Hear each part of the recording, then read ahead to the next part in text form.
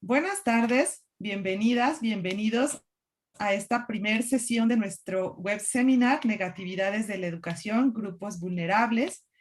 En esta primera sesión se tocará el tema de educación y discapacidad visual. Como ya habíamos dicho, este espacio ha sido pensado para promover el encuentro y el compartir en torno a diversos temas, principalmente de la educación, pensado desde los distintos grupos que se encuentran en condición de vulnerabilidad.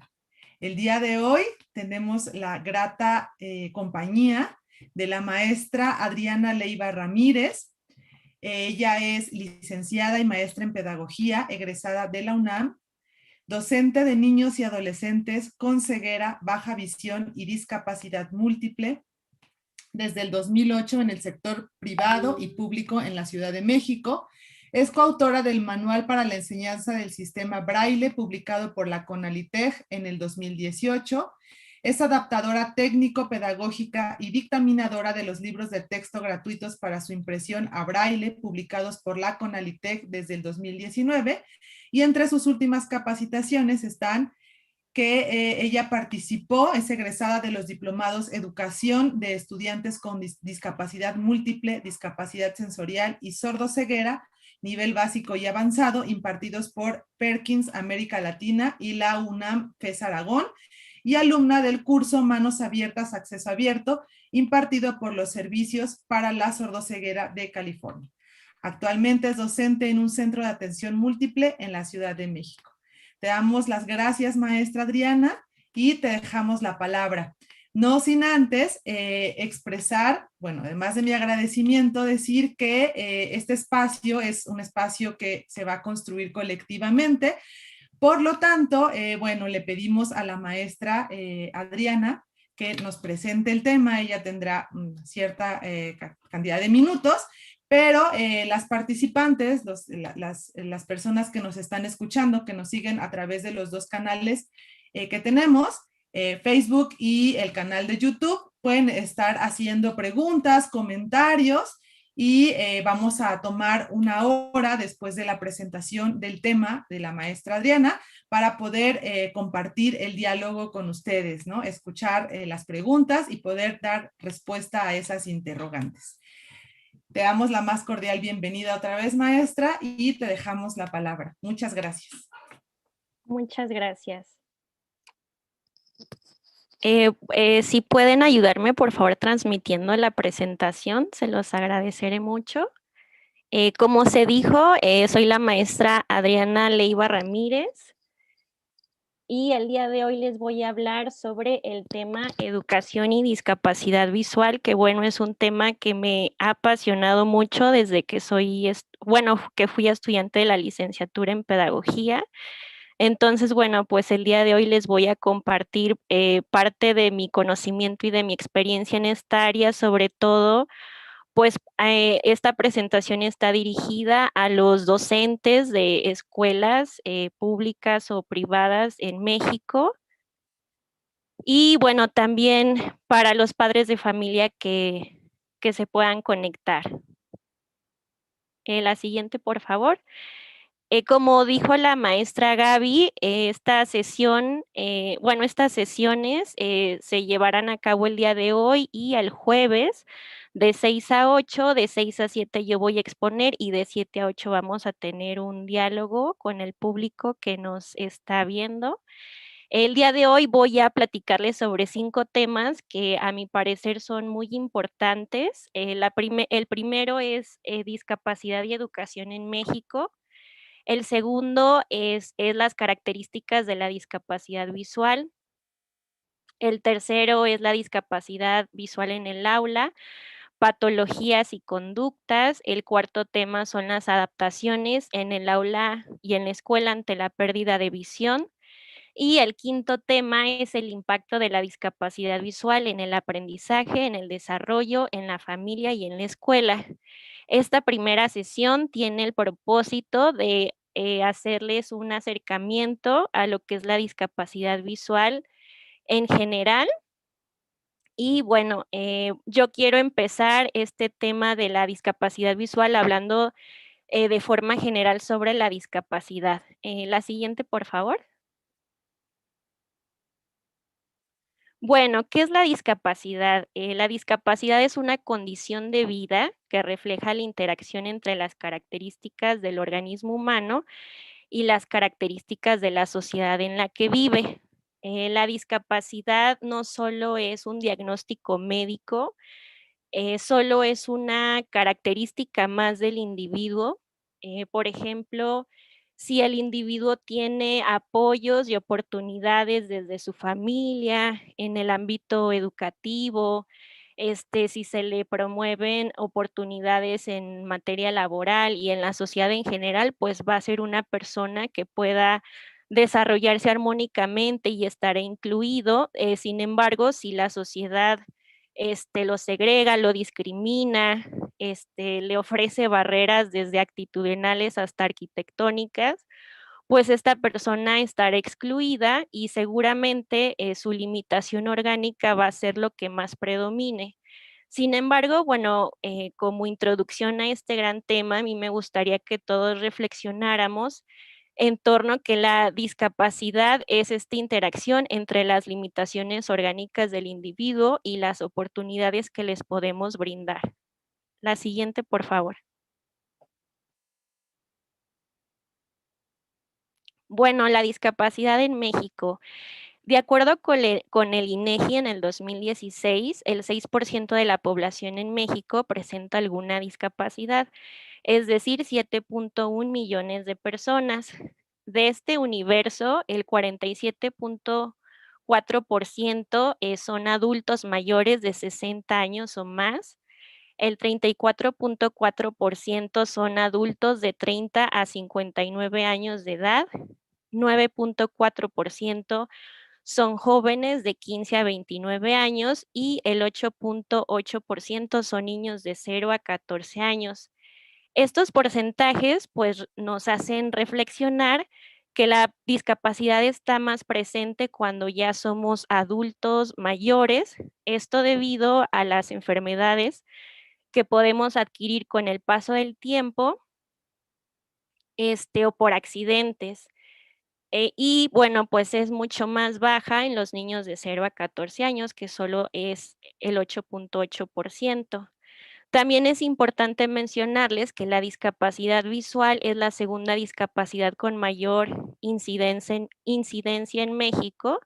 La primera es la discapacidad motriz y bueno, la segunda es la discapacidad visual. Y también, bueno, pues este es un dato muy interesante porque también nos hace reflexionar que muy probablemente como docentes en algún momento de nuestro quehacer tendremos a un alumno con esta condición de vida. Y bueno, pues por eso es importante capacitarnos en esta área. La siguiente, por favor.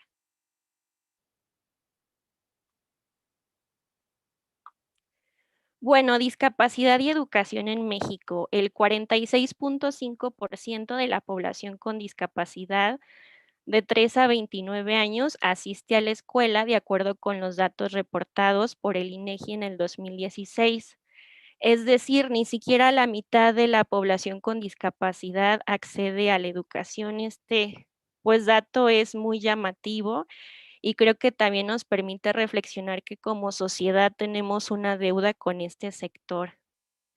El segundo dato importante es que el promedio de escolaridad de esta población es de 5.3 años, es decir, ni siquiera podemos decir que la población con discapacidad en México estudia los 6 años de primaria.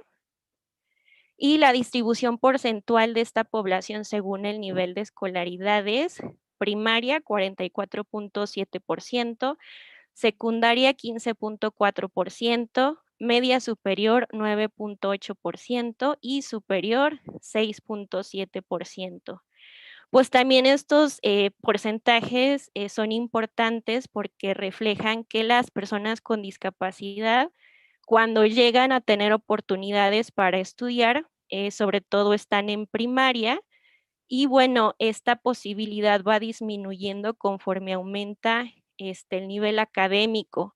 Entonces, yo también creo que es muy importante que todos los niveles, tanto el básico, la educación media superior y superior, pues tengamos políticas que permitan la inclusión de este sector. La siguiente, por favor. Bueno, como sé que hay muchos maestros que escuchan esta plática que pues radican en algún estado de México, yo quise poner esta diapositiva para darles el conocimiento de que bueno, los servicios que tiene la población con discapacidad visual son dos en el ámbito público.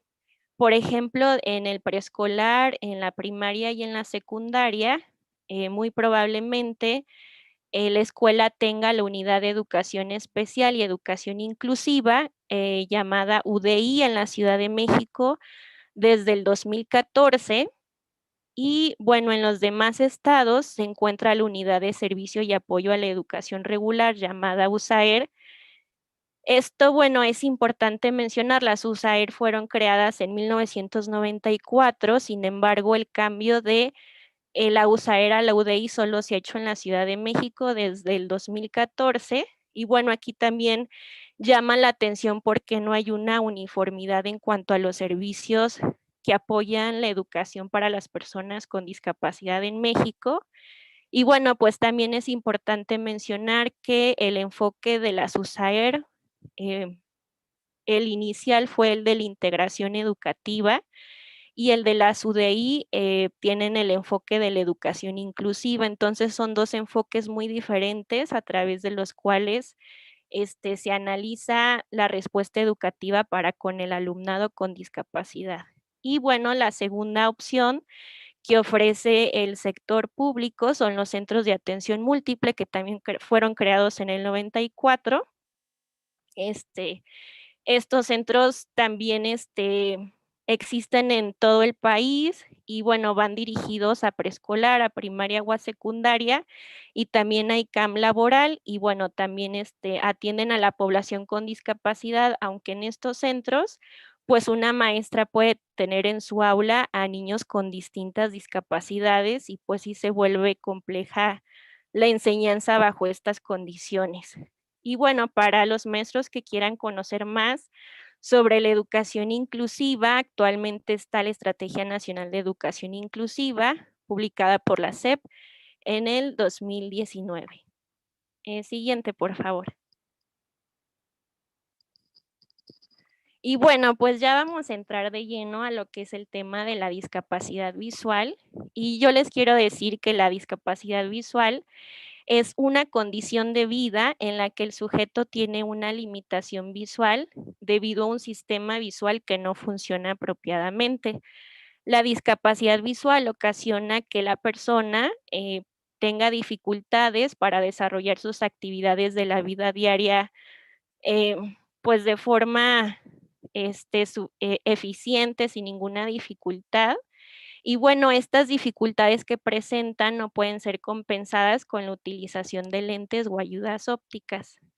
La siguiente, por favor. Bueno, la discapacidad visual está clasificada sobre todo en dos tipos. Y también aquí me gustaría hacerle un llamado pues a la gente que no solo la discapacidad visual es la persona con ceguera, también está la población con baja visión. La ceguera es, bueno, una persona es ciega cuando tiene visión cero o una mínima percepción de luz o sombras. Por ejemplo, yo he tenido muchos alumnos que aunque son ciegos de nacimiento, alcanzan a percibir la luz natural y artificial, les llama mucho la atención y también pues pueden percibir sombras. Sin embargo, ya colores o formas, pues no pueden. Y lo que es la baja visión es la limitación de la visión, aún con el tratamiento y o uso de anteojos. La siguiente, por favor. Bueno, el sistema visual. Es importante que les comente que no solo vemos a través de los ojos, todos pensaríamos eso, pero no es así. El sistema visual lo componen tres estructuras principales. La primera es el ojo, el segundo es el nervio óptico es como un canal que lleva la información del ojo al cerebro. Y bueno, la tercera estructura es el cerebro. Cuando hay una discapacidad visual, puede haber una afectación en estas tres estructuras que les acabo de mencionar. Y bueno, es importante que les dé una introducción muy general sobre cómo es nuestro sistema visual. La capa exterior de nuestro ojo se llama córnea. El color que tenemos en nuestro ojo es el iris y tiene la función de expander o contraer la pupila. La pupila se expande cuando hay muy poca iluminación del exterior y se contrae cuando hay mucha iluminación. Digamos que es como un filtro que va regulando la cantidad de iluminación que entra a los ojos. Atrás de la pupila se encuentra el cristalino, que es un lente que refleja la información visual del exterior en la retina. La retina es el tejido posterior del ojo. En la retina hay millones de células llamadas conos y bastones que permiten tener la visión periférica o lateral y la visión central, también identificar los colores y los detalles de los objetos. En la retina, eh, esta información visual del exterior se convierte en energía luminosa y a su vez en impulsos nerviosos que van del ojo al cerebro. Estos impulsos nerviosos viajan a través del nervio óptico y el cerebro tiene la función de traducir todos estos impulsos nerviosos en imágenes y también en darles un sentido. La siguiente, por favor. Bueno, en este sentido, se puede clasificar la discapacidad visual en dos tipos según la zona afectada. Existe la discapacidad visual ocular cuando el daño se produce en la estructura del ojo o en el nervio óptico, y la discapacidad visual cortical, que aquí la limitación se encuentra en el lóbulo occipital, una parte del cerebro que es la encargada de traducir esta información visual del exterior. Y bueno, muchas veces en la discapacidad visual cortical el ojo lo podemos ver sano, más bien pues aquí la situación está en el cerebro. La siguiente, por favor. Bueno, las causas de la discapacidad visual son tres principalmente. Es la primera, el origen hereditario, como la miopía degenerativa y el albinismo. El segundo es el origen congénito, como la noftalmia, la microftalmia, el glaucoma y las cataratas, o de origen adquirido, como la diabetes, traumatismos y enfermedades infecciosas.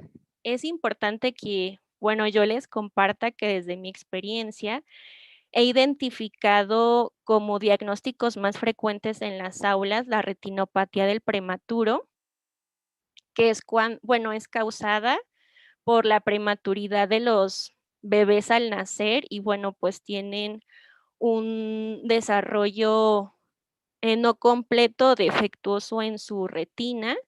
También la hipoplasia del nervio óptico cuando hay un daño en el nervio óptico, que es este canal que, como les comenté, transmite la información del ojo al cerebro.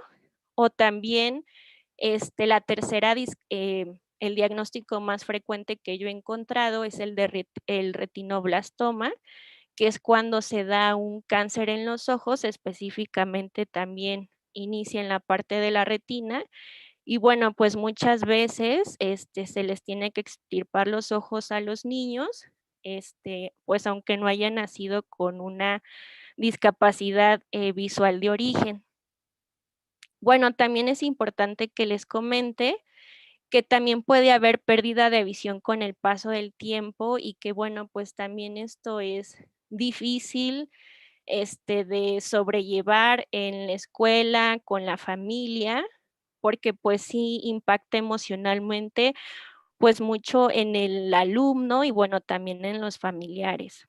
Y bueno, también quiero comentarles que además de la discapacidad visual, en mi experiencia como docente, pues también he encontrado que los chicos pueden tener otras discapacidades o condicionantes de vida añadidas, Por ejemplo, pueden ser niños ciegos pero con autismo, pueden ser niños sordociegos, pueden tener muchos problemas en autorregular su conducta, puede haber un atraso en el desarrollo del lenguaje oral. Entonces, bueno, pues es importante que también como docentes sepamos que pueden haber estas otras posibilidades además de la discapacidad visual. La siguiente, por favor.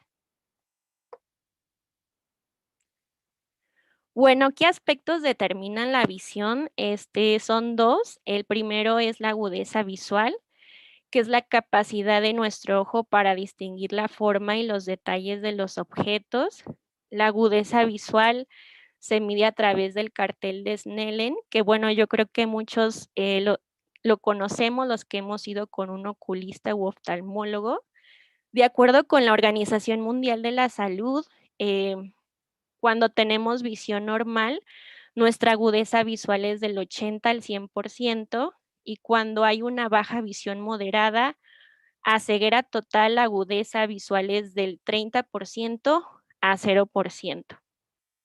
El segundo aspecto que determina nuestra visión es el campo visual, que es el área total en la cual los objetos se pueden ver en la periferia mientras se enfoca un punto central. Aquí, bueno, quiero hacer una pausa para que ustedes hagan una dinámica muy rápida, la cual consiste en que cierren un ojo o se lo tapen con su mano, con una hoja o con un separador de libro. Y bueno, con el ojo que tienen abierto, visualicen pues toda el área que pueden ver con su ojo. Se dice que hay 6 campos visuales que van de la izquierda, en medio o centro y derecha, arriba, en medio y abajo. Y este es todo el área que tenemos para ver. De acuerdo con la OMS, se tiene una visión normal con un campo visual de 120 grados, y cuando se tiene baja visión moderada o ceguera total, el campo visual es de 60 grados a 0 grados. Es decir, pues se reduce muchísimo este campo visual. La siguiente, por favor. Bueno, nuestro tercer tema son los tipos de visión.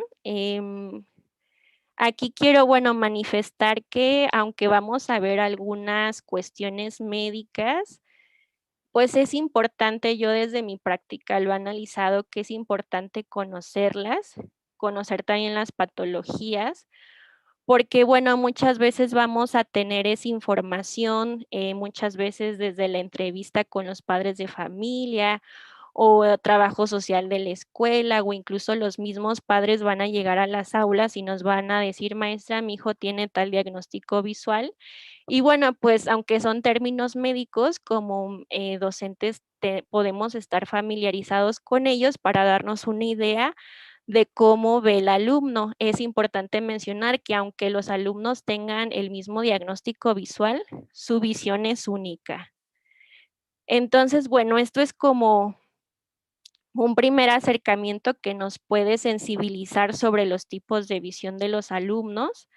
La primera es la visión borrosa, después hablaremos sobre la visión central, después la visión periférica y por último sobre la discapacidad visual cortical, que bueno, estos son los tipos de visión más frecuentes en las aulas. Hay otros, pero bueno, yo seleccioné estos para nuestra presentación.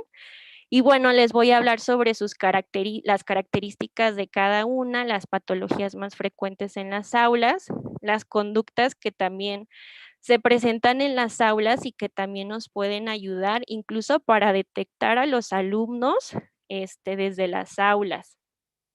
Y bueno, les quiero ir solicitando de favor una hoja y una pluma o lápiz, porque más adelante vamos a hacer unas dinámicas. La siguiente, por favor. Bueno, la primera, la visión borrosa, es la dificultad para ver claramente y el campo visual no suele estar afectado. Lo que suele estar más afectado es la agudeza visual, que como lo dije anteriormente, pues es la capacidad para ver los detalles de los objetos. Y bueno, un ejemplo que nos podría ayudar para sensibilizarnos es ver a través de un vidrio empañado. Más o menos así, los alumnos tienen la visión borrosa. La siguiente, por favor. Las patologías más frecuentes en las aulas es las cataratas congénitas, que es la opacidad del cristalino, es este lente que les comentaba que está atrás de la pupila. El albinismo, cuando hay falta de pigmentación en el iris. Nistagmus, que es el movimiento involuntario, corto y rápido de los ojos. Aniridia es la falta de iris y el coloboma es cuando hay una fisura en el ojo. También es importante mencionarles que, bueno, estas patologías se pueden presentar en uno o en ambos ojos. La siguiente, por favor. Las conductas más frecuentes en las aulas es la dificultad para ver los detalles de los objetos, la necesidad de acercarse al objeto para verlos. Hay niños que pues sí llaman mucho la atención cuando quieren conocer un objeto nuevo, que se lo acercan muchísimo a su ojo. También tienen dificultad para calcular las distancias, hay pérdida de interés en el entorno y bueno, también se puede presentar la sensibilidad al brillo o áreas muy iluminadas. La siguiente, por favor. La segunda es la visión central. En esta visión, lo que está reducido es el campo visual periférico, solo se tiene el centro. Y bueno, también se le conoce como visión tubular o en túnel.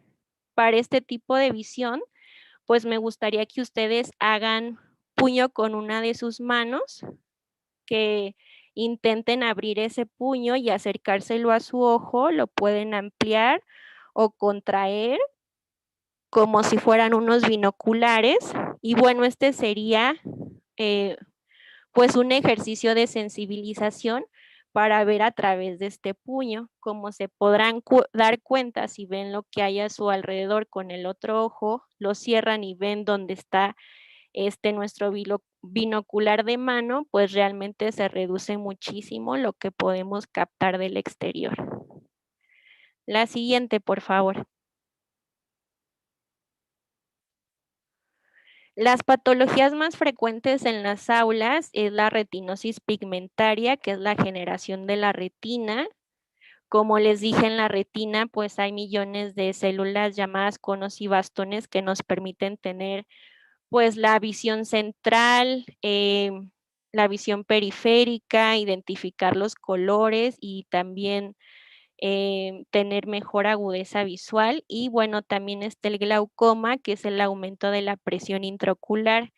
Entre las características principales es que tienen dificultad para ver los detalles, los objetos del entorno, leer una línea, llevar la mirada de un objeto a otro, ver de noche con luces tenues y bueno, pues estos alumnos en la gran mayoría de las ocasiones necesitan mayor iluminación. Y bueno, para este tipo de visión, me gustaría que en la hojita que les pedí con su lápiz o pluma, teniendo un ojo cerrado y el otro con el puño como si fuera un binocular, con la otra mano, si son diestros, que escriban de izquierda a derecha sobre un renglón alguna palabra, oración, o su nombre de forma repetida y que lo intenten leer. Pues poco a poco van a identificar pues esta reducción en el campo visual y bueno, imagínense ahora como ustedes están viendo a cómo ven los alumnos y durante todo el día y haciendo distintas actividades. Realmente pues sí, implica muchas dificultades y bueno, también pues genera mucha fatiga visual. La siguiente, por favor.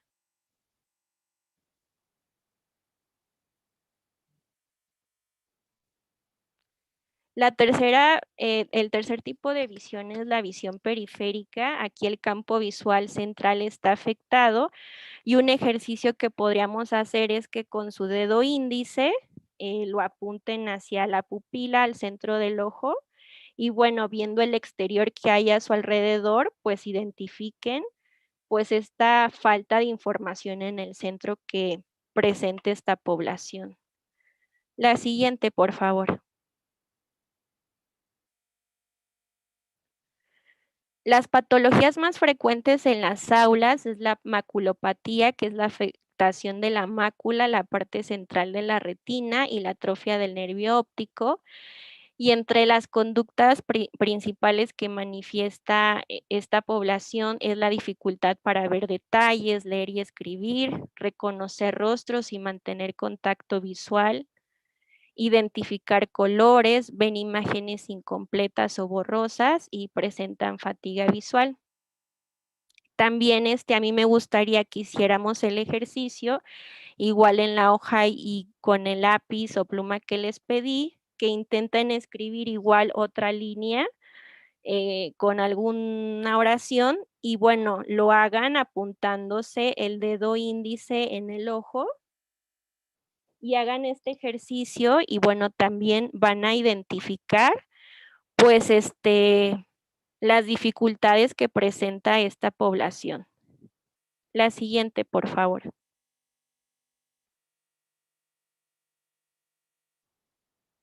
Bueno, el cuarto tipo de visión es la discapacidad visual ocular, que bueno, está causada por daño cerebral.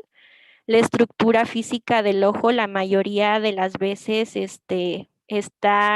bueno, se presenta sin ninguna limitación, parece un ojo normal, aunque bueno, pueden presentarse impedimentos oculares. La siguiente, por favor. Las patologías relacionadas es la parálisis cerebral, la hidrocefalia, infecciones cerebrales y derrames cerebrales. La siguiente, por favor. Las conductas principales de esta población, que es única también, es que presentan profunda dificultad de atención visual, tienen miradas sin un propósito, ven mejor con el campo periférico, tienen dificultad para ver a distancia, les llama la atención la luz, tienen preferencia por ciertos colores, tienen respuestas visuales lentas, tienen dificultad para mirar y tomar el objeto simultáneamente, también tienen dificultad para mirar objetos visuales complejos como el rostro humano o un libro con muchas ilustraciones.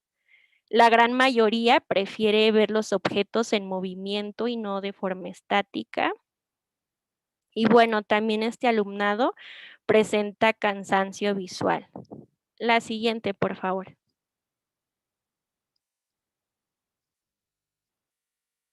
Bueno, ¿quién diagnostica la discapacidad visual? Pues el oftalmólogo es el especialista que realmente va a decir el diagnóstico del niño y también a los adultos nos hará saber cómo ve este alumno. Recordemos que cada visión es única a pesar de que se tenga la misma patología o diagnóstico visual. Cada visión de cada niño es diferente. Y bueno, el oftalmólogo es la única persona que va a poder informar sobre esto a los padres, a los maestros. Y bueno, esta información es muy importante para los docentes, pues así vamos a poder tener más elementos para planificar la enseñanza y adaptar los materiales y el ambiente. Como otras estrategias, yo les quiero compartir dos que desde mi experiencia considero que son muy útiles y que son muy exitosas. La primera es realizar una evaluación funcional de la visión en la escuela y en casa, a pesar de que se tenga la información del oftalmólogo. Como docentes es muy importante que nosotros observemos a nuestro alumno en diferentes ambientes y haciendo distintas actividades para conocer mejor qué y cómo ve el alumno. Y bueno, aquí también es importante que los padres también observen de forma analítica a sus hijos en casa para que pues vayan identificando qué adaptaciones son mejores para que, bueno, se desenvuelvan sin menor dificultad.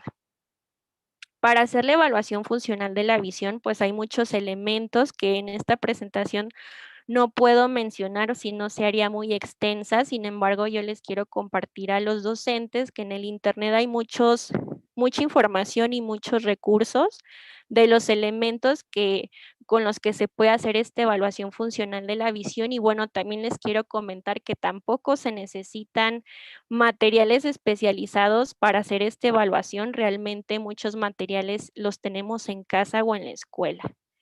Y bueno, la segunda estrategia que para mí resulta exitosa y que es fundamental y en la cual yo creo que no hay una cultura en México para esta población es que se promueva la estimulación visual o la atención visual, pues sobre todo en los casos de baja visión, que como maestros, pues les digamos a los papás o padres que hagan este esfuerzo de llevar a su hijo con el oftalmólogo o con el oculista. Muchos oculistas también dan estimulación visual para que justamente les enseñe a los niños desde que son muy chiquitos a conocer su visión y pues a conocer cómo la pueden utilizar en actividades escolares y también en actividades de la vida diaria. Esto realmente créanme que es muy útil y bueno, para el alumno es muy significativo porque pues les da mucha seguridad, autoestima y les permite desenvolverse mejor de forma individual. La siguiente, por favor.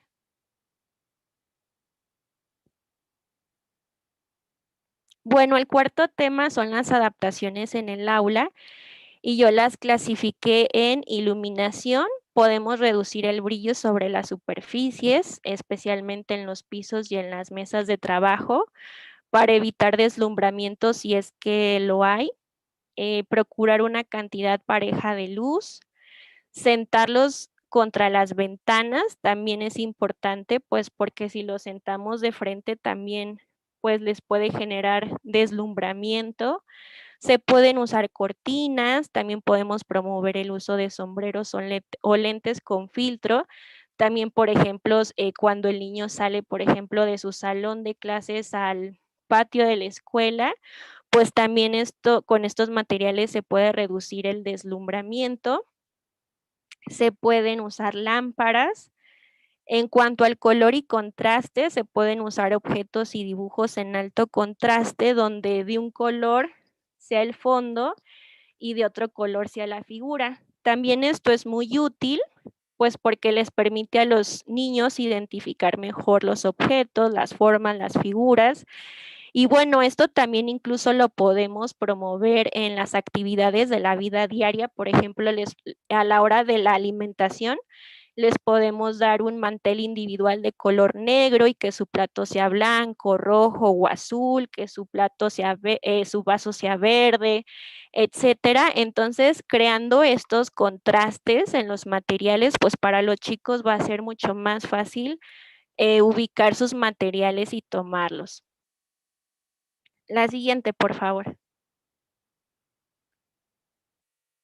En cuanto al tamaño y la distancia, se les puede ofrecer dibujos y letras de mayor tamaño. Se puede usar el atril, esto también es muy importante. El atril es como una tablita de madera, como se muestra en la imagen de en medio. Y bueno, esto permite que el cuaderno o el libro del niño esté cerca de su cara y pues pueda ver mejor las letras o los dibujos. Y bueno, el alumno no está recargado contra la mesa o contra el pupitre, lo que a la larga también le puede traer dificultades en su espalda. Entonces, bueno, pues se puede usar el atril. También, bueno, actualmente en la pandemia se han construido atriles de cartón. También se pueden solicitar con un carpintero. Entonces, bueno, son pues de fácil acceso. También se puede fomentar que se sienten cerca del pizarrón o de la persona que habla. En cuanto a la organización del espacio, es importante que siempre desde un inicio conozca los espacios en los que se encuentra. Por ejemplo, cuando un niño es nuevo en un salón, es importante que conozca su salón incluso desde la entrada de la escuela, pero bueno, desde la puerta del salón, que bueno, vaya identificando pues la puerta, si hay muebles, que hay en las paredes, dónde están las bancas, dónde están los materiales didácticos. Esto es importante para que él poco a poco, con el paso del tiempo, vaya creando una representación mental de su espacio. También es importante favorecer las áreas ordenadas. Para eso, bueno, se pueden poner las sillas debajo de la mesa o contra la pared. Esto pues para evitar que estén tropezando o chocando con las cosas. También es importante decirles que este orden y organización en el espacio siempre debemos de procurar que sea el mismo, por lo que les comenté, para que él, si quiere levantarse por algo, pues a través de los movimientos que él ya va identificando que tiene que hacerlo, vaya al lugar preciso sin apoyo. Entonces, siempre por lo regular, yo recomiendo que estén estáticos en el mismo lugar. También es importante que localicen su material didáctico en un lugar específico. Esto también lo recomiendo mucho porque, bueno, el alumnado con discapacidad visual va a requerir de materiales que la gran mayoría de las ocasiones son voluminosos, como los libros en braille, los libros en macrotipo, lo que van a ocupar para escribir braille o su caja de matemáticas, son varios materiales que son voluminosos. Entonces pues sí es importante que como maestros les destinemos un lugar específico en el salón para que ahí en ese estante o en aquel pongan su material y solitos vayan por su material y regresen a su lugar de trabajo con eso. También, bueno, pues puedo recomendar colocar cinta de color en el contorno de las mesas o los pupitres. Esto pues también para hacer un contraste y que ellos delimiten bien cuál es su espacio de trabajo. La siguiente, por favor.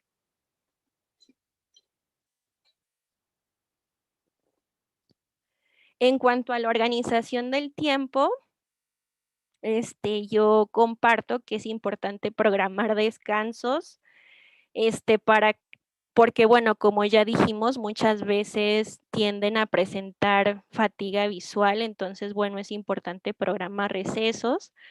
También es importante que les ofrezcamos más tiempo cuando les damos un material nuevo para que lo exploren con sus manos o lo puedan percibir mejor con sus ojos si hay algún resto visual. Y también al realizar una tarea con desafío visual, es importante darles un poquito más de tiempo. Esto porque, bueno, muchas veces no es que los niños con baja visión no puedan realizar su tarea, sino solo requieren un poquito más de tiempo y cuando no se los damos se pueden llegar a frustrar y bueno, al estar con sus otros compañeros, pues esta frustración puede crecer mucho más al darse cuenta que los demás terminaron más pronto que ellos. Entonces, bueno, es importante manejar esta parte de los tiempos.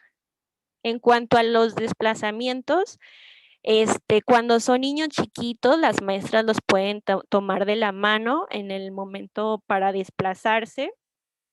Cuando ya son más grandes, se recomienda que se apoyen en el hombro de la persona que lo guía. La persona que lo guía siempre va a ir ligeramente con un paso al frente de ellos, o también que tomen los alumnos al adulto del antebrazo.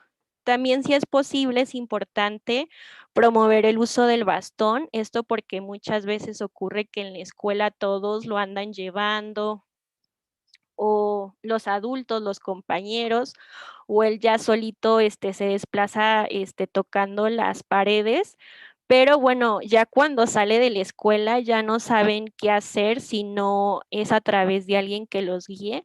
Entonces, bueno, en la medida de lo posible siempre hay que promover su independencia. Entonces, bueno, es importante el uso del bastón. También se puede promover el rastreo por las paredes. Yo recomiendo que los niños hagan como una conchita con sus manos para que con el dorso vayan tocando las paredes de un espacio a otro, por ejemplo, cuando es cambio de salón. Y bueno, justamente yo propongo que sea con el dorso, porque si es con la palma de la mano y la pared está muy rasposa o hay algún clavo, pues se pueden lastimar el tacto de su mano, y eso como docentes y adultos tenemos que cuidar mucho. En cuanto al lenguaje, podemos usar expresiones como mira y ve sin ningún temor. Realmente con el paso del tiempo, los chicos van a interpretar estas palabras como un toma, toca, analiza, fíjate bien. Y bueno, es importante también evitar expresiones como ahí, ¿no? O allí, como de ahí está tu mochila, pues sí, pero ahí dónde, ¿no? Entonces, siempre es importante darles, indicaciones muy claras, haciendo una referencia, espacial, por ejemplo, del lado derecho está tu manzana, ¿no? Y no ahí está tu manzana. Y bueno, también es importante manejar los límites claros, con este alumnado, y bueno, que sean límites que todos los chicos del salón tengan que seguir. La siguiente, por favor. Bueno, el tema quinto, que es el último de esta exposición, es el impacto de la discapacidad visual en el aprendizaje y en el desarrollo, en la familia y en la escuela. En cuanto al aprendizaje y en el desarrollo, pues puedo comenzar comentándoles que gran parte de lo que aprendemos desde que nacemos es a través de la visión. Entonces, pues ya se imaginarán, cuando falta la visión, pues hay grandes implicaciones en el aprendizaje y en el desarrollo. Se dice que 80% de la información que recibimos del exterior es a través de la visión. Por ejemplo, a través de la visión, pues podemos identificar en un flashazo, pues muchas características del entorno, desde colores, tamaños, formas, distancias. Podemos aprender incluso cómo se relaciona la gente con tan solo verla. Y bueno, sobre todo cuando son niños, pues a través de la visión se da el aprendizaje por imitación.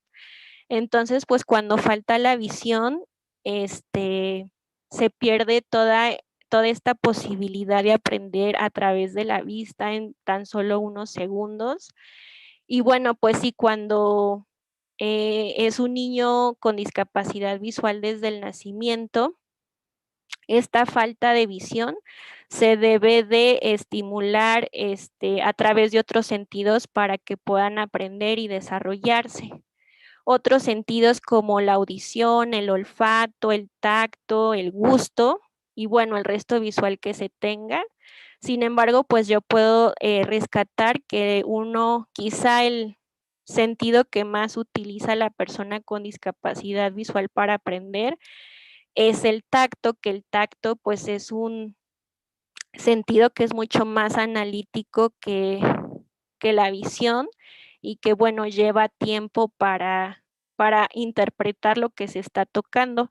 Por ejemplo, si ahí donde ustedes están, cierran los ojos y toman algo que esté sobre su mesa o donde estén, pues van a darse cuenta que les va a costar mucho trabajo reconocer este objeto, que les va a llevar más tiempo identificarlo en comparación de la gente que tenemos visión y lo vemos en un instante.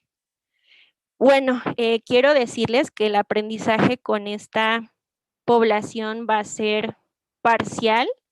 Y bueno, para comprender esta idea, yo les quiero leer una parábola india, perdón, que se llama Los ciegos y el elefante, que bueno, nos hace reflexionar sobre este aprendizaje parcial de las personas con discapacidad visual, y dice así: Un día, 6 sabios quisieron saber qué era un elefante. Como eran ciegos, decidieron hacerlo mediante el tacto. El primero en llegar junto al elefante chocó contra su ancho y duro lomo y dijo: no cabe duda, el elefante es como una pared. El segundo, palpando el colmillo, gritó: esto es tan agudo, redondo y liso que el elefante es como una lanza. El tercero tocó la trompa retorcida y gritó: Dios me libre, el elefante es como una serpiente. El cuarto extendió su mano hasta la rodilla del elefante, lo palpó y dijo: está claro, el elefante es como una columna. El quinto, que casualmente tocó la oreja, exclamó: aún el más ciego de los hombres se daría cuenta de que el elefante es como un abanico. El sexto, quien tocó la cola, apuntó: el elefante es muy parecido a una soga. Y así los sabios discutieron largo y tendido, cada uno exclusivamente terco en su propia opinión, y aunque parcialmente en lo cierto, todos estaban equivocados. Entonces, bueno, esta parábola india nos permite reflexionar cómo es el aprendizaje parcial de las personas con discapacidad visual cuando conocen los objetos a través del tacto, y bueno, también podría ser a través de los otros sentidos. En esta área muchas veces se dice que la realidad o el entorno del niño es, por ejemplo, si nosotros les diéramos un hula hula y les pidiéramos que se pusieran en el centro de este hula hula, y la circunferencia del hula hula es el entorno más inmediato de esta población.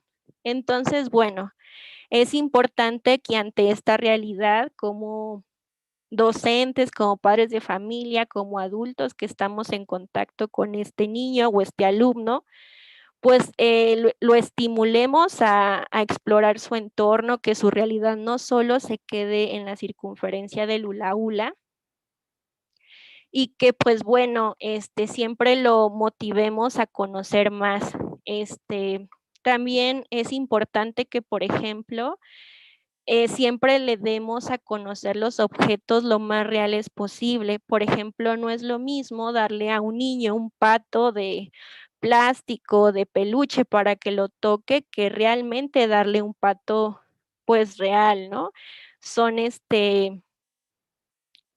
patos muy diferentes, entonces es muy importante acercarlos a la realidad lo más que se pueda. Y eso sería todo en cuanto al aprendizaje y el desarrollo. La siguiente, por favor.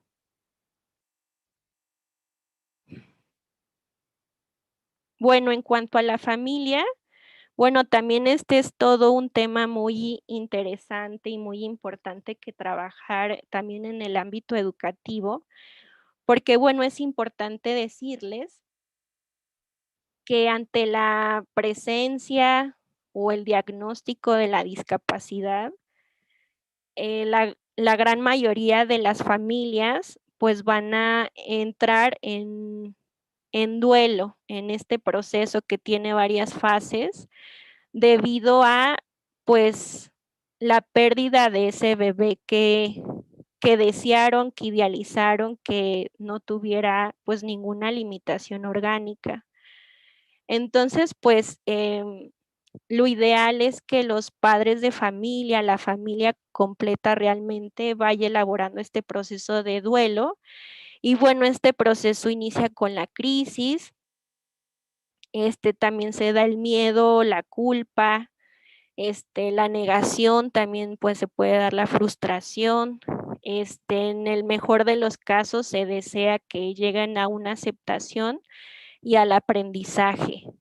Esto pues porque, por ejemplo, si los padres de familia muchas veces se quedan en la crisis, el miedo o en la negación, pues muchas veces, por ejemplo, una mami deprimida por esta realidad, pues no va a poderle dar como esta estimulación afectiva a su nene o nena, y bueno, el niño va a crecer sin los estímulos adecuados para su desarrollo. Entonces, bueno, pues muchas veces se puede caer en el abandono del alumno. Este abandono, pues yo he visto que genera muchas situaciones que pues no se desean. Por ejemplo, hay niños que por el abandono muchas veces pueden tener diagnósticos parecidos al autismo, niños que no desarrollen el lenguaje oral, que les cueste muchísimo socializar pues con toda la gente. Este, em, bueno, se pueden dar diferentes tipos de conductas cuando se trata del abandono. Y bueno, también cuando hay sobreprotección por parte de los padres, pues también hay una sobreprotección porque en el fondo pues ahí no se acepta realmente las capacidades del hijo, entonces también tienden a hacerle todo y bueno, el niño no se desarrolla adecuadamente. Entonces, bueno, es importante que los papis vayan transitando a través de estas fases, sobre todo, bueno, pues yo recomiendo que hablen sobre sus sentimientos y sobre sus emociones con un psicólogo, con un especialista y que, bueno, en algún momento se dé la aceptación y el aprendizaje. Es importante que como maestros sepamos que muchas veces, bueno, desde mi experiencia yo me he dado cuenta que los niños incluso terminan preescolar, terminan la primaria, terminan la secundaria y las mamás todavía no logran aceptar la realidad de su hijo. Y bueno, si no se acepta esta realidad, pues la persona con discapacidad no va a recibir los estímulos, los apoyos y las oportunidades desde casa para lograr incluirse. Entonces, bueno, en este sentido es muy importante también concebir que la inclusión inicia desde la familia y bueno, esto es indispensable que realmente la familia pueda apoyar a lo largo de la vida con pues el desarrollo de la persona con discapacidad.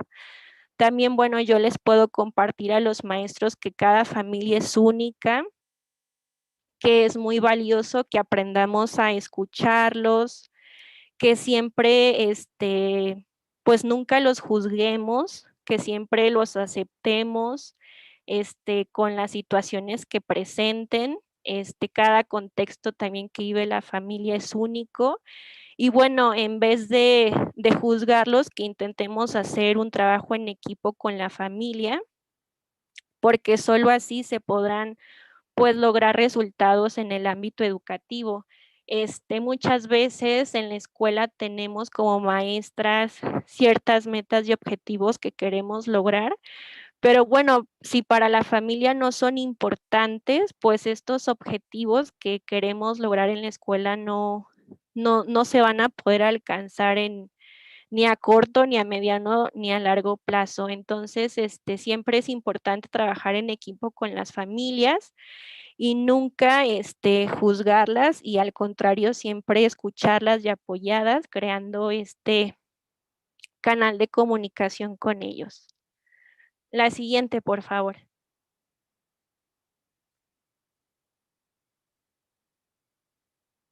Y bueno, ya el impacto de la discapacidad visual en la escuela, también es algo pues que a mí me apasiona mucho. He identificado, lo comento así porque mi tesis de la maestría fue sobre la inclusión educativa de niños con discapacidad visual en el preescolar.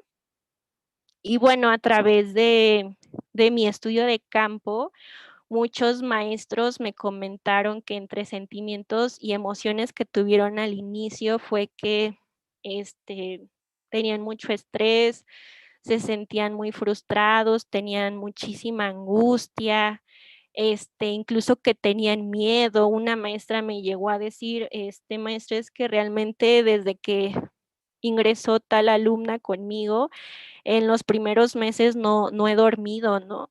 Entonces, realmente me he dado cuenta que para los docentes de escuelas regulares es un gran impacto tener a un alumno con discapacidad visual. Y bueno, pues esto se debe incluso por las representaciones sociales, las creencias que tenemos como sociedad de una persona con discapacidad visual. Y bueno, también sobre todo porque quizá la maestra que experimenta estos sentimientos y emociones, pues nunca se ha enfrentado realmente a la diversidad en el aula y todavía piensa en parámetros de homogeneidad. Entre las primeras inquietudes que también me llegaron a comentar las maestras es que me dijeron, maestra, es que no sé ni cómo hablarle, cómo dirigirme hacia él, no sé cómo tratarlo, no sé cómo hacer que mis alumnos, convivan, ¿no? Entre ellos. Entonces, bueno, quiero también comentarles a los maestros que estas primeras inquietudes y sensaciones que se tienen en un inicio tienden a ir disminuyendo y cambiando de enfoque con el paso del tiempo. Este cambio se da cuando se dan cuenta que su alumno con ceguera o baja visión es igual que el resto de los niños, es un niño más en el salón.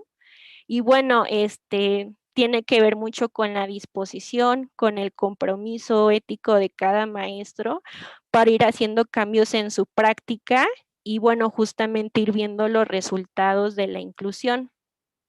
Entre las estrategias exitosas que yo puedo compartirles para la inclusión en las escuelas es que se dio un trabajo interdisciplinario en la escuela, es decir, que también los directores se involucren, que todos los maestros de la escuela se involucren. Esto es muy importante, o sea, todos los maestros, no solo la maestra de música o la de educación física o los que tiendan al alumno, sino todos. Es importante que se reconozca la diversidad en la escuela en general. Y bueno, si es el caso, pues que también se dé un trabajo con la UDEI o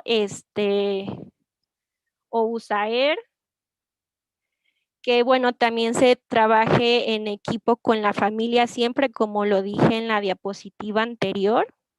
Se tienen que crear metas y objetivos compartidos con la familia, siempre persiguiendo el mismo sueño que se tiene para con el alumno. Es importante también que toda la comunidad educativa reconozca, acepte y valore al estudiante como uno más de la escuela.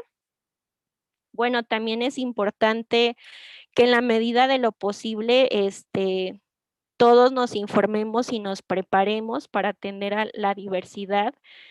Un maestro nunca va a ser todólogo y todos tenemos áreas de oportunidad para seguir aprendiendo. Y bueno, también como estrategias exitosas está la adaptación a las estrategias de enseñanza, a los materiales y a los espacios, y en algunas ocasiones pues también se puede dar el caso de adaptar los contenidos de enseñanza a las capacidades de nuestro estudiante. La siguiente, por favor.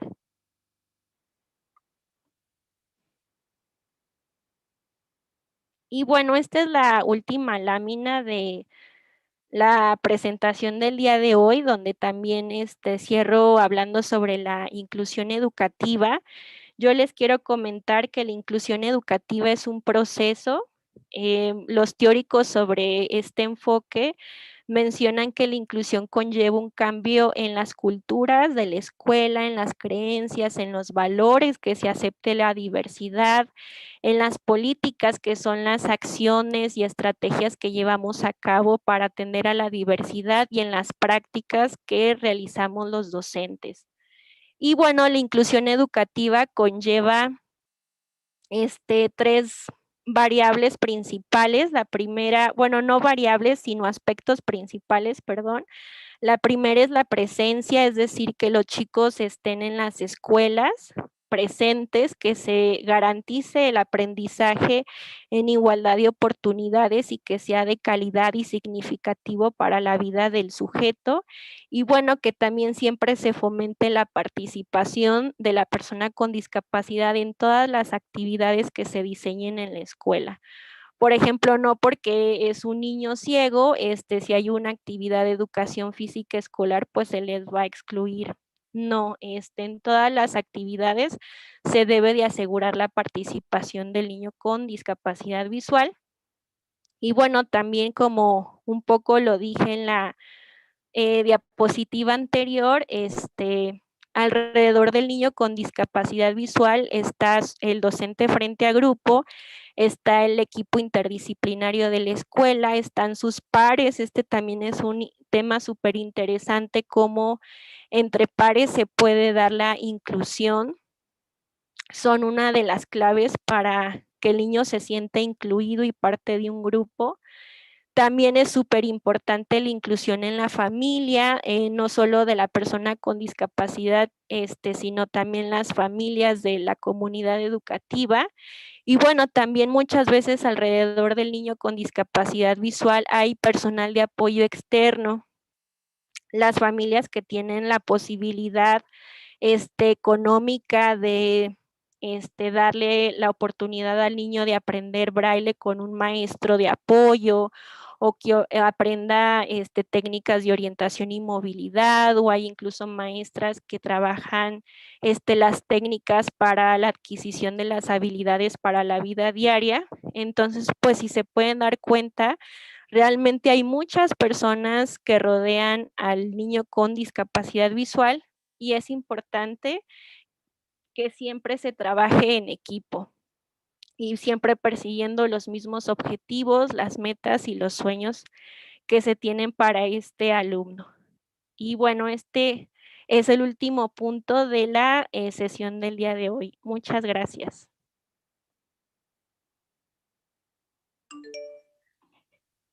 Maestra Adriana, realmente te agradezco mucho la exposición tan clara, tan didáctica que nos diste.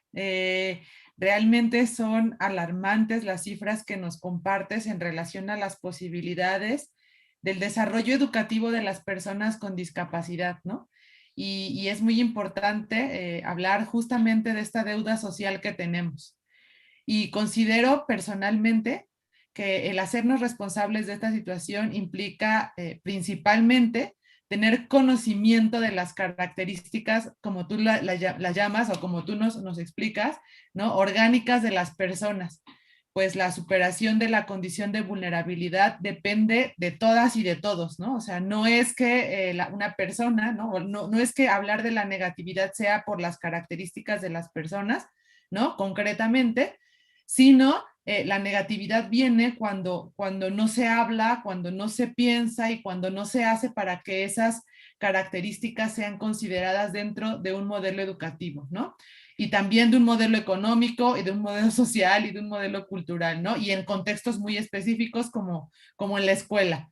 Entonces, bueno, me quedo pensando, la verdad, muchísimas cosas y recuerdo, ya entrando en el diálogo primero contigo, me quedo pensando en que yo de alguna manera ya sabía esto, ¿no? Ya había pensado esto, pero no me había tomado el tiempo, pues yo estudié una maestría en docencia, soy profesora de educación media superior y estudié una maestría en docencia para la educación media superior.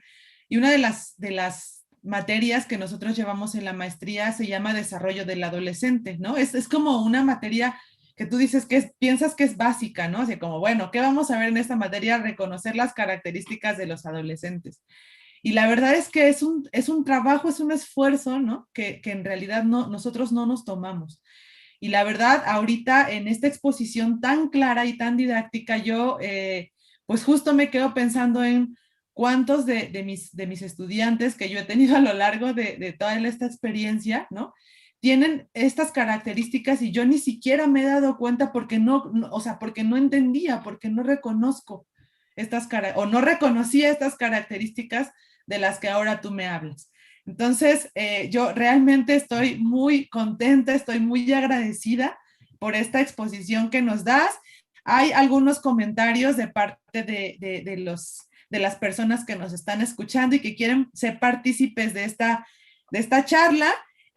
Por ejemplo, está Julia Gabriela Elizalde Rojas, que manda saludos y que agradece la exposición.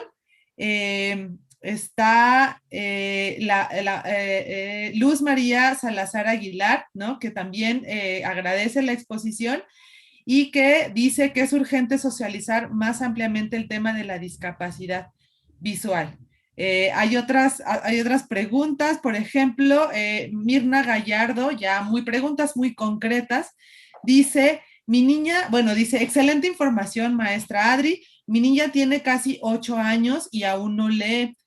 Se decidió no enseñarle braille ya que está catalogada como baja visión, pero hace un gran esfuerzo por escribir. En su experiencia, ¿a qué edad empiezan a leer y escribir los niños con baja visión? Esa es una de las preguntas. ¿Quieres que te lea todas las preguntas y después tomas algún tiempo o que te vaya leyendo las preguntas y respondes? No, si gustas, voy respondiendo a cada Okay. pregunta. Bien, bien. Bueno, de la pregunta que hizo la señora Mirna, desde mi experiencia, sobre todo, los niños con baja visión van adquiriendo la lectoescritura en primero y segundo de primaria. La próxima sesión, que será el jueves, hablaré más sobre lo que es la lectoescritura para los niños con ceguera y baja visión.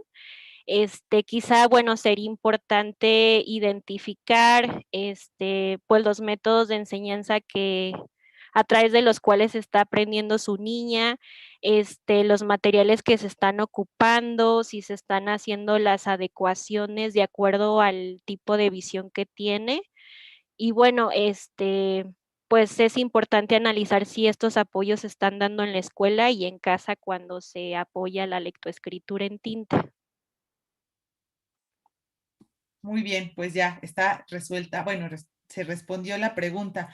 Hay otro comentario que a mí realmente pues me pareció, o sea, me sensibilizó muchísimo. Dice la maestra, dice Gaby Segura, maestra Adriana, buenas noches. Tengo una alumna de 4 años con discapacidad visual, auditiva y motriz. Los papás solo desean que su hija esté feliz, pero a mí me gustaría ofrecerle una propuesta pedagógica acorde a sus necesidades, ¿no? Bueno, y aquí se ve justamente todo el esfuerzo de las maestras y maestros que quieren lograr aprendizajes con sus estudiantes. Claro, pues a la maestra Gaby le quiero comentar que justamente la próxima sesión, que será el jueves, hablaré ya sobre el abordaje pedagógico, sobre todo en el nivel de preescolar, las estrategias que para mí resultan exitosas, y también para el caso de primaria, propuestas puntuales para la enseñanza en cada materia. Entonces, bueno, espero que el jueves pues yo pueda más bien profundizar estos temas. Muy bien, muchas gracias. Pues vamos a tener que estar muy pendientes, atentas, atentos de esta información. Bueno, Gaby Segura también dice, sí es la misma, ¿verdad? Gaby Segura, sí. Gaby Segura dice, también en mi grupo tengo un niño con baja visión en un ojo y ciego de otro.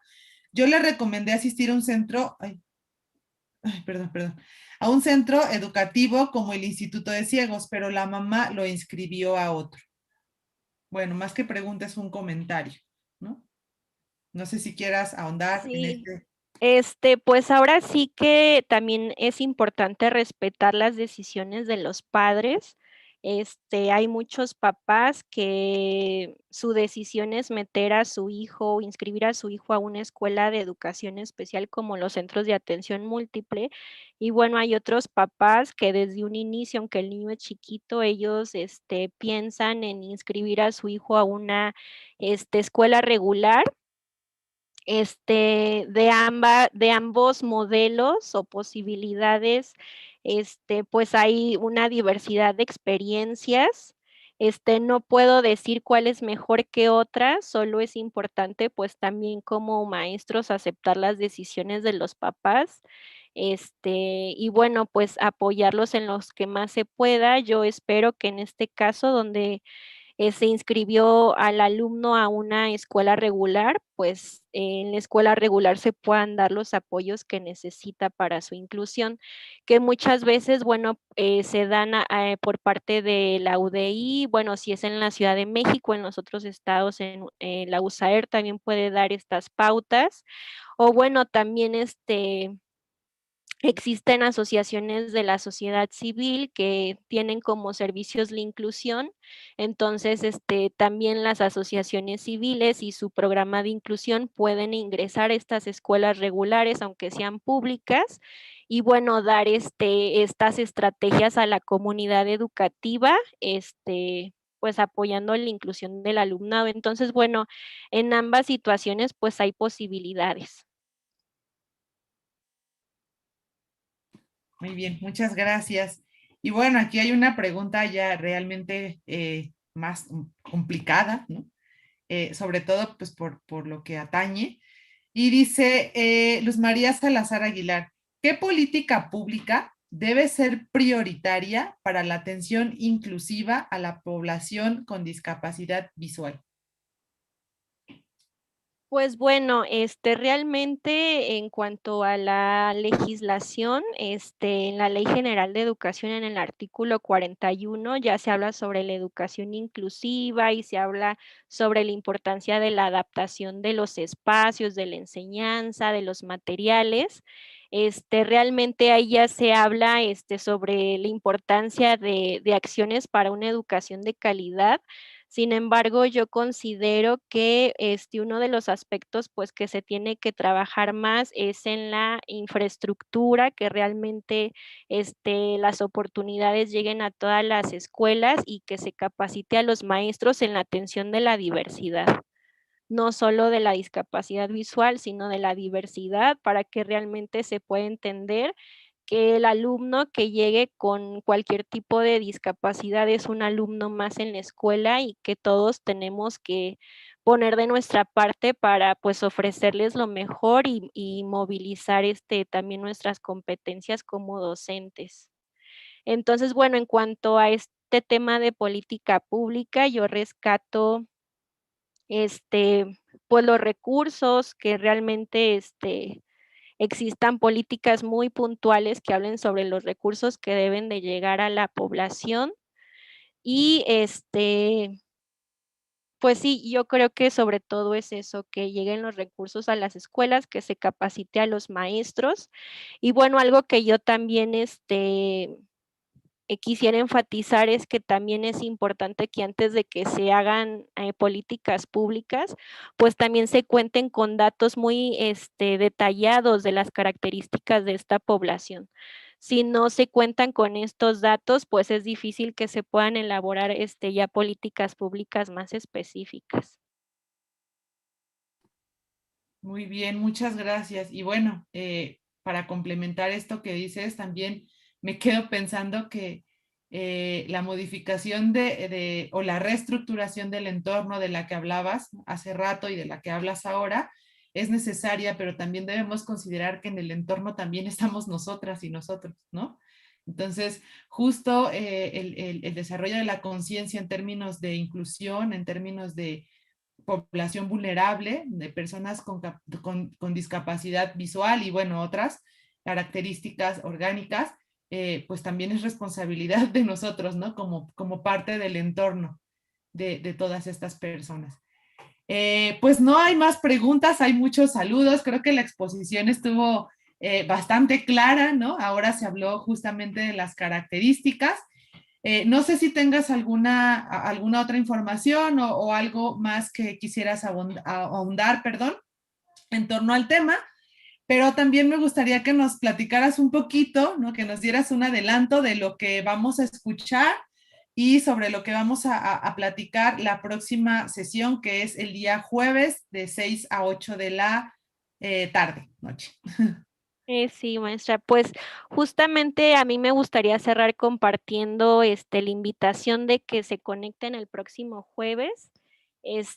Hablaré sobre todo, me centraré en una propuesta pedagógica o el abordaje pedagógico para la atención de la población con discapacidad visual, sobre todo en el preescolar y en la primaria, que son los niveles educativos en los que yo tengo más experiencia. En el preescolar, pues hablaré sobre los elementos clave que los maestros pueden retomar para pues una enseñanza más significativa. Hablaré sobre los requisitos previos al braille que es un área que me apasiona mucho. En la primaria, bueno, hablaré sobre lo que ya es la lectoescritura braille en tinta, pautas para la enseñanza de las matemáticas, el conocimiento del el medio, historia, geografía, educación física, educación artística y otras áreas que también son importantes. Entonces, bueno, yo espero que la próxima plática sea todavía más significativa para los docentes, porque bueno, ya se va a acercar muchísimo más a pues resolverles dudas sobre cómo llevar a cabo ciertos contenidos ya de una forma mucho más puntual con esta población. Bueno, pues muchísimas gracias, de verdad te agradezco mucho toda la información que nos compartes. Recordemos que estas charlas, ¿no? Este web seminar está dirigido, sí, principalmente a profesoras y profesores, pero bueno, creo que esto nos compete a todos, ¿no? Necesitamos asumir la responsabilidad eh, de estas condiciones, ¿no? De estos grupos que se encuentran en condición de vulnerabilidad, vuelvo a repetir, no por las características, ¿no? De cada grupo, sino justo porque necesitamos generar, como lo decías al principio, oportunidades para que estas desigualdades sean cada vez menos. Entonces, si no hay más, te digo, hay muchísimos saludos. Hay un comentario de José Venancio Garate que dice, sugiero solicitar apoyo de una docente especializada en educación especial como las formadas en el BIN. Yo la verdad no sé qué es el BIN, No, yo pero tampoco. bueno, agradecemos mucho los comentarios, las participaciones, les volvemos a recordar, este espacio es colectivo, se comparte y agradecemos mucho todas estas participaciones, todos estos saludos.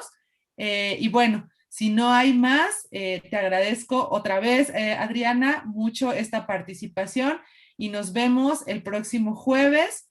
Gracias a todas y todos que nos escucharon, que estuvieron atentas, atentos. Y bueno, pues este es todo el día de hoy. Nos encontramos otra vez el día jueves a las 6 de la tarde. Sí, Muchas muchísimas gracias. gracias. Adiós. Bye. Bye.